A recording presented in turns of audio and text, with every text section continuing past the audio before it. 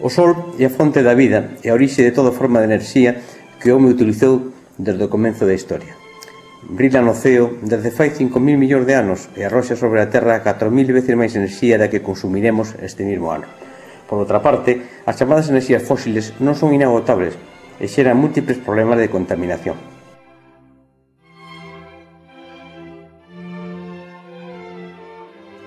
É evidente que a solución pasa necesariamente por a expansión das enerxías limpas que, respectando o medio ambiente, propicien un modelo enerxético baseado no desenvolvemento sostenible.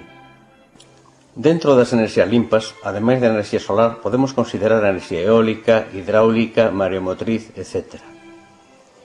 A transformación da enerxía eólica en enerxía mecánica pódese aproveitar directamente, como neste exemplo de bombeo de auga, ou ben producindo electricidade mediante un aeroxenerador.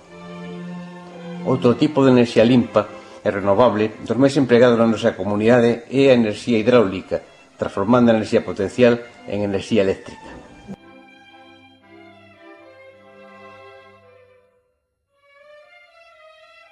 Unha das formas máis comúns para o aproveitamento da radiación solar é a transformación en enerxía calorífica, realizada mediante uns paneis ou estruturas especiais colocadas en lugares expostos ao sol, como os tellados das vivendas, nos que se quenta algún fluido que se almacena en depósitos para a súa posterior utilización.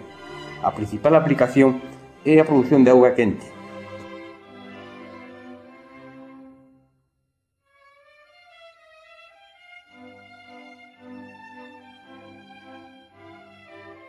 Outro tipo de aproveitamento moi utilizado é a produción de enerxía eléctrica directamente a partir da radiación solar, baseándose no efecto fotovoltaico.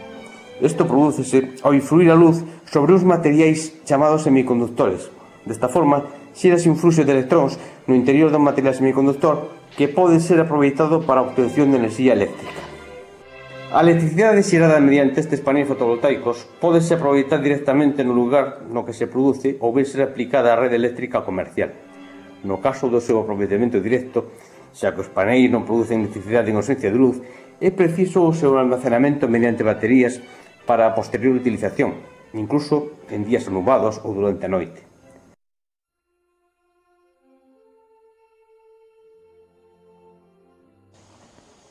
Ao contrario do aproveitamento directo, pódese utilizar a enerxía solar fotovoltaica para suministrar a electricidade producida directamente á rede eléctrica sen necesidade de acumuladores.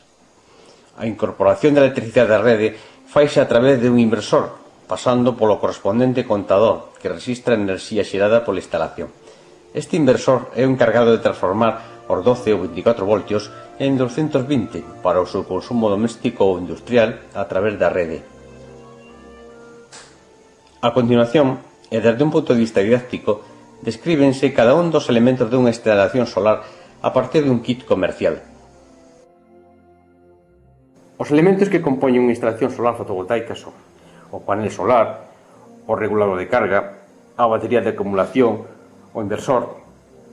O panel solar ou xerador fotovoltaico está constituído por células de silicio de alto rendimento, conectadas en serie ou paralelo e protegidas das inclemencias climatolóxicas por medio de cristal de vidro templado de alto poder de transparencia.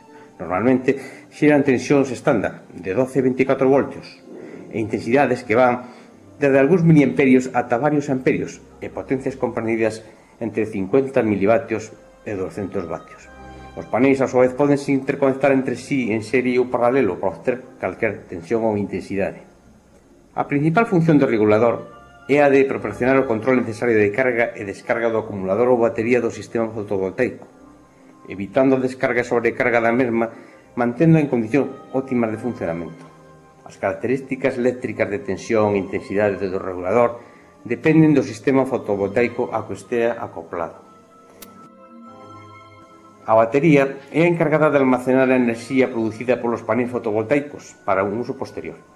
As características típicas das baterías son a tensión de traballo e a intensidade máxima que poden almacenar. A capacidade da mesma vendrá determinada polos requisitos de carga do sistema. O inversor ou convertidor ten a finalidade de adaptar as características da corrente xerada polos paneis e almacenala nas baterías a demanda de enerxía exixida polas diferentes aplicacións. Estes inversores normalmente transforman a corrente continua de 12 ou 24 voltios procedente dos paneis en corrente alterna de 220 voltios e 50 Hz, posto que a maioría das cargas traballan con estas especificacións. Por medio dun sinxelo circuito, composto por unha célula solar e un polímetro, podemos apreciar como a variación da radiación sobre a célula fai variar a enerxía xerada por a mesma. Nesta imaxe, vemos unha instalación autónoma de bombeo de auga nun estanque, empregando os elementos anteriormente descritos.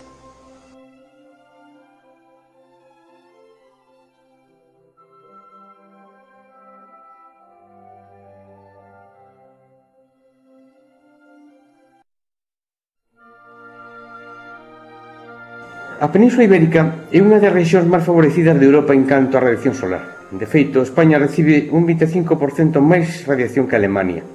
Tal e como pode verse neste mapa, segundo a entidade de Acor, as rexións máis favorecidas son as do sur da península e as Illas Canarias, e as que menos radiación solar reciben son o País Vasco e Asturias. En Galicia, aínda que unha das rexións con menor radiación dentro da península, a utilización de enerxía solar experimentou un forte incremento nos últimos anos, debido ás axudas tanto por parte da Xunta de Galicia ou INEGA como do IDAE a nivel nacional. Respecto ao nivel de radiación solar en Galicia, no seguinte mapa podemos observar dous valores. O superior indica a radiación en kilovatios hora por metro cadrado en superficie horizontal, e o inferior o número total de horas de sol ao ano. Así vemos que en Galicia estes valores non son elevados, entre 3,2 e 4,2 kilovatios hora por metro cuadrado por termo medio, fronte aos máis de 5 kilovatios hora metro cuadrado do sur de España. Non obstante, na práctica, as expectativas fixadas para o ano 2004 en canto a utilización de instalacións foron triplicadas. A distribución por provincias de produción de enerxía solar fotovoltaica dentro da comunidade galega é a que se mostra neste gráfico, correspondendo a maior produción ás provincias da Coruña e Ourense.